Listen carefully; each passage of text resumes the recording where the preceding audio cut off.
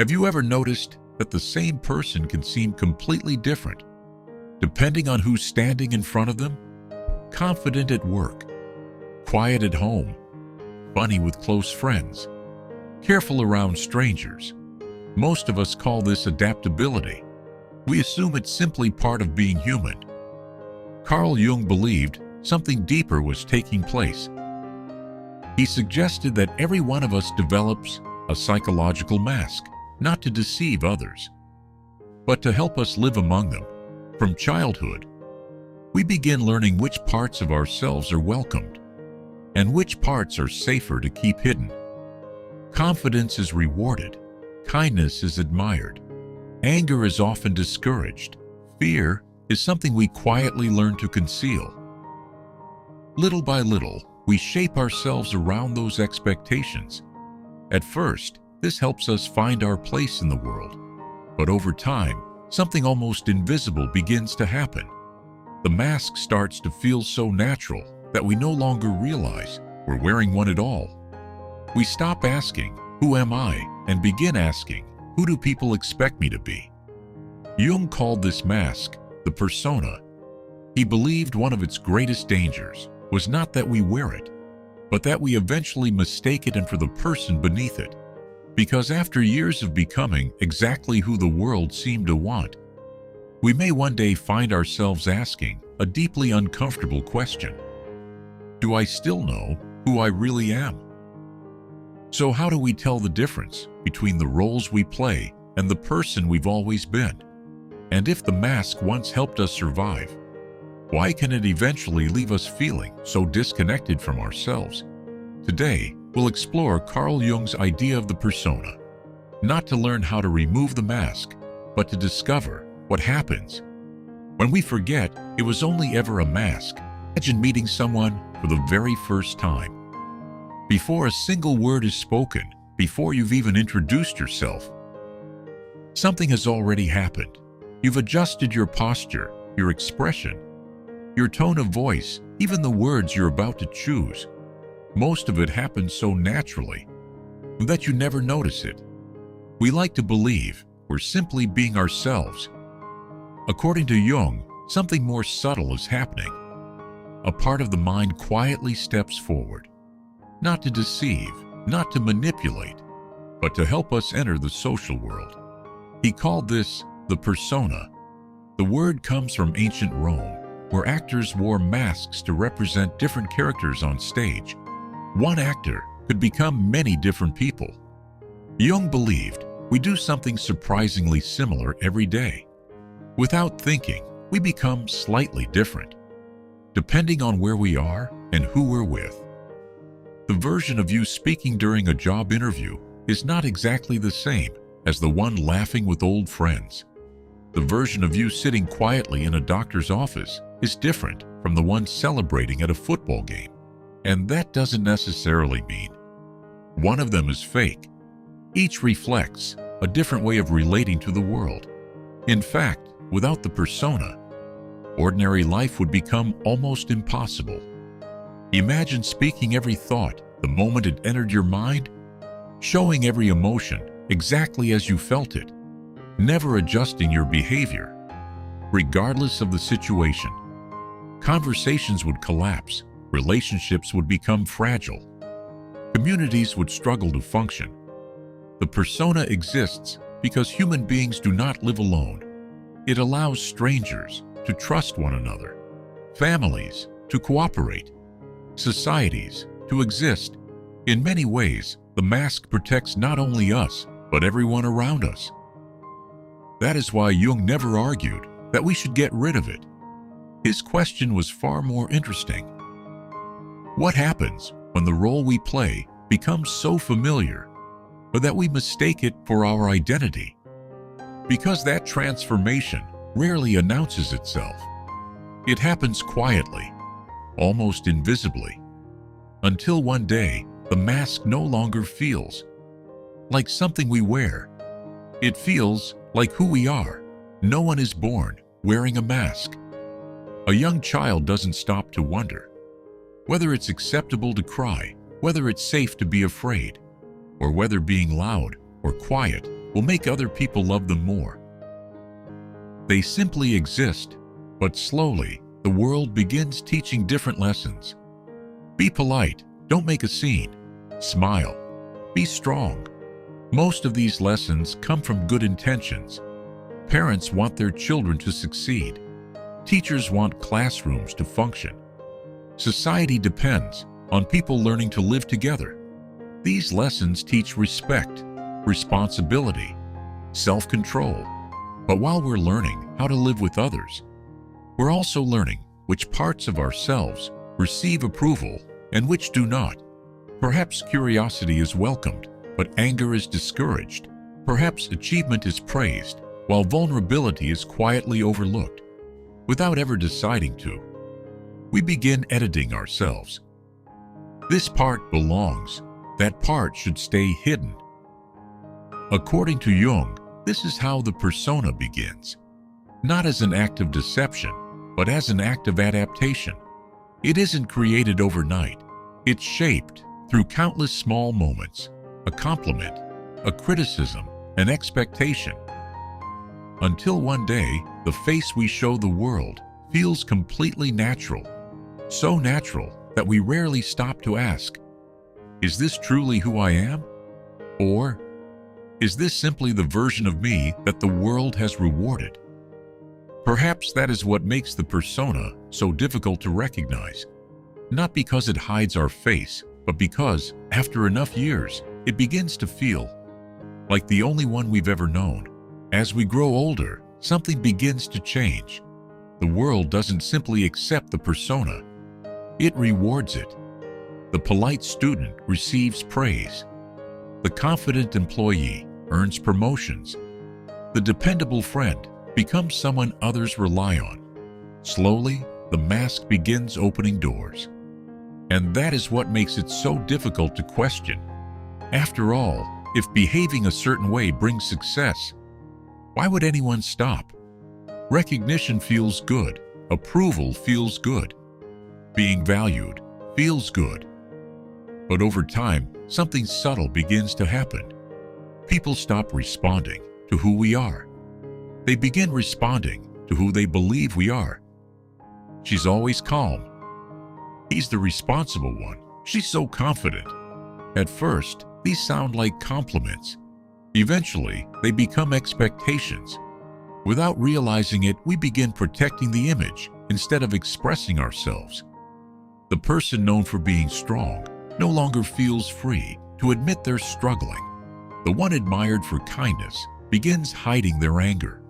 The successful person starts fearing failure because it threatens the identity they've spent years building. According to Jung, this is where the persona becomes dangerous. Not because success is wrong, but because every role reveals only part of who we are. Everything outside that image doesn't disappear. It simply waits beyond the identity we've worked so hard to protect. And the more perfect that image becomes, the more energy it demands. Until one day, the person inside can no longer breathe beneath the weight of the person everyone expects to see. At first, the persona feels like something we wear, a role, a way of moving through the world. We step into it when the situation calls for it, but over time, something almost invisible begins to happen. The line between the mask and the person wearing it begins to fade.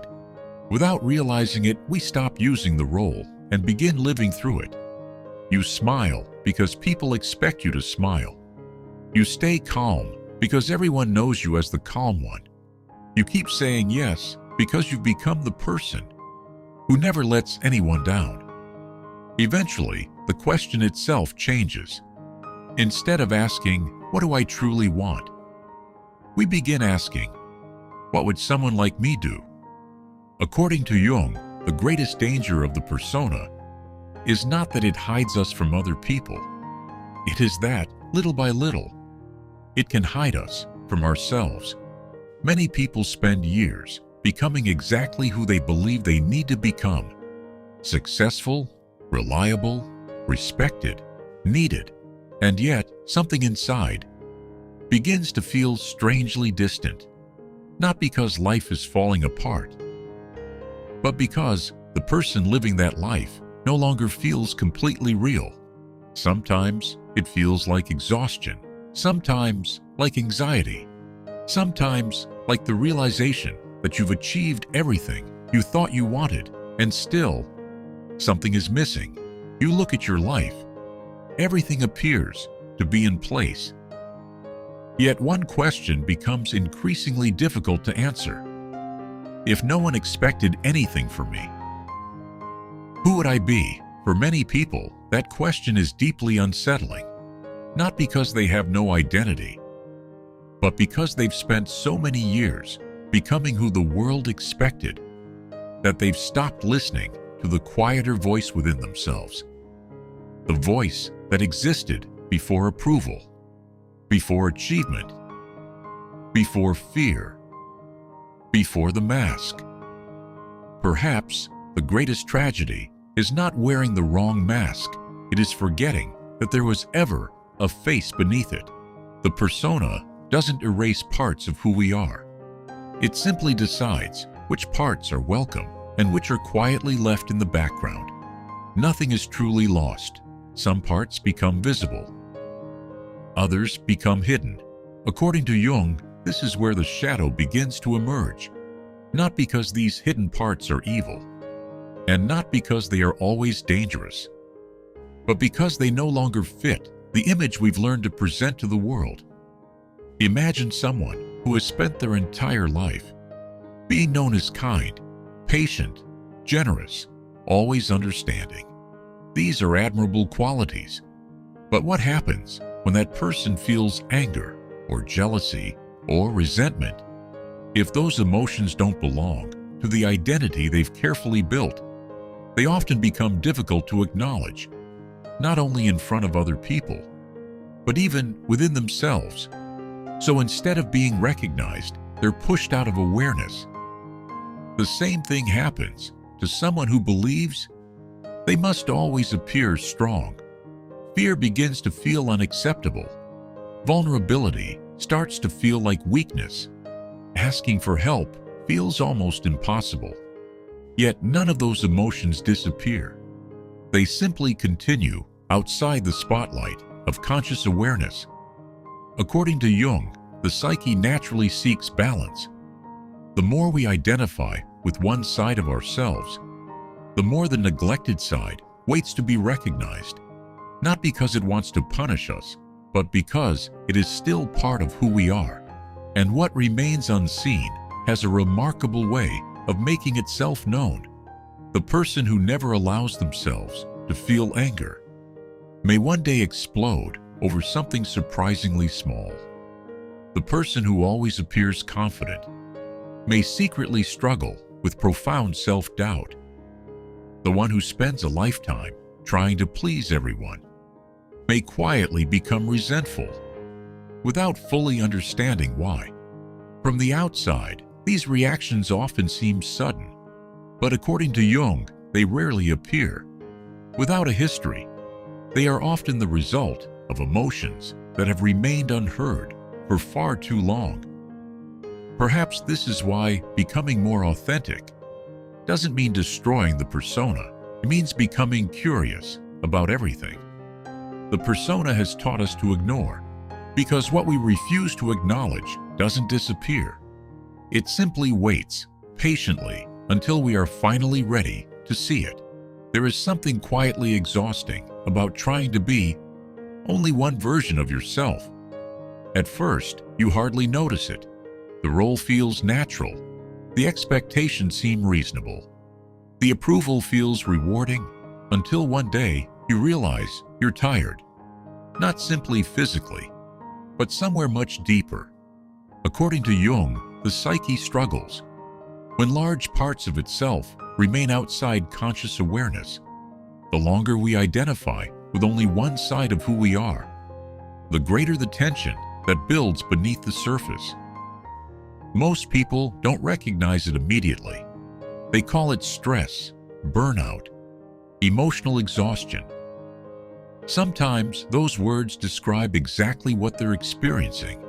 Sometimes they point to something deeper, the quiet weight of living almost entirely through a role. Imagine an actor who never leaves the stage. The audience goes home, the lights go dark, but the actor keeps performing. Eventually, they no longer remember where the performance ends and where they begin. According to Jung, something similar can happen within us. The persona becomes so familiar that protecting it begins to feel natural. We become afraid of disappointing people, of looking weak, of making mistakes, of saying, "I don't know," or "I'm not okay." The mask that once protected us slowly becomes something we feel responsible for protecting. And perhaps that is the greatest burden, not pretending for other people, but forgetting how to stop pretending even when we're alone.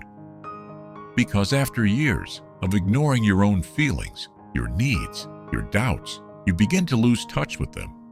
Not because they disappeared, but because they've gone unheard for so long. Yet according to Jung, the deeper self does not vanish. It waits patiently, not asking for perfection, only asking to be recognized. Perhaps that is why authenticity rarely feels dramatic. It feels like relief, the relief of no longer believing you must be the same person for everyone all the time. So if the persona isn't the problem, what is? Should we abandon the mask? Ignore every expectation and simply be ourselves? According to Jung, that would miss the point. The goal was never to live without a persona. Every society requires roles. Every relationship asks something different of us. We are parents, partners, friends, professionals. Each role serves a purpose. The problem begins only when one role becomes our entire identity. Real psychological growth begins when we become aware that we're wearing a mask, not because awareness instantly changes us, but because we stop confusing the role and with the person beneath it. We begin asking different questions, not "How can I become someone else?" but "Which parts of myself have I stopped listening to?" Perhaps you've spent years believing you're never angry, yet irritation keeps finding new ways to appear. Perhaps you've convinced yourself you don't need anyone, yet loneliness quietly follows you. Perhaps you've spent so long meeting everyone else's expectations that you've forgotten to ask yourself what you truly need. According to Jung, bringing these hidden parts into awareness is not about judging them. It is about recognizing them before they begin to shape our lives. Without our awareness, the mask becomes lighter, not because we stop wearing it, but because we stop asking it to carry our entire identity. We begin choosing our roles instead of becoming trapped inside them. Perhaps authenticity is not becoming. Perhaps the greatest misunderstanding is believing that becoming your true self means rejecting every role you've ever played. According to Jung, that was never the goal. No one lives outside society. We all carry responsibilities. We all step into different roles: a parent, a partner, a friend, a colleague. None of those roles are the problem. The problem begins only when we forget that they are roles. Because the moment we remember that the persona is something we wear, rather than something we are, our relationship with it begins to change. We no longer need to defend every opinion, as though our identity depends on it. We no longer need to appear perfect to feel worthy. The mask stops being a prison. It becomes what it was always meant to be, a tool. According to Jung, psychological growth is not about becoming someone else. It is about becoming more fully yourself, not by rejecting the world, but by bringing more of your genuine self into it. Perhaps maturity is not perfection or certainty, but the ability to move through different roles without forgetting? Who is moving between them? Perhaps that is what freedom has always been, not living without a mask, but never again mistaking the mask for your face. Perhaps the greatest surprise is that Carl Jung never asked us to stop wearing masks. He understood that every human life requires them. We all adapt. We all play different roles. That is not weakness. It is part of being human. The danger begins only when we forget that the role is not the whole person, because every mask reveals only part of who we are. Everything else doesn't disappear. It simply waits to be recognized. Perhaps that is why so many people spend years searching for themselves, not because they have lost their identity, but because they became so skilled at becoming who they believed they needed to be that they stopped listening to the quieter voice that had always been there. According to Jung, becoming yourself is not about creating a new identity. It is about remembering the one that existed before approval, before expectations, before fear, before the mask. Perhaps the question is not, who am I pretending to be, but who remains when the pretending ends?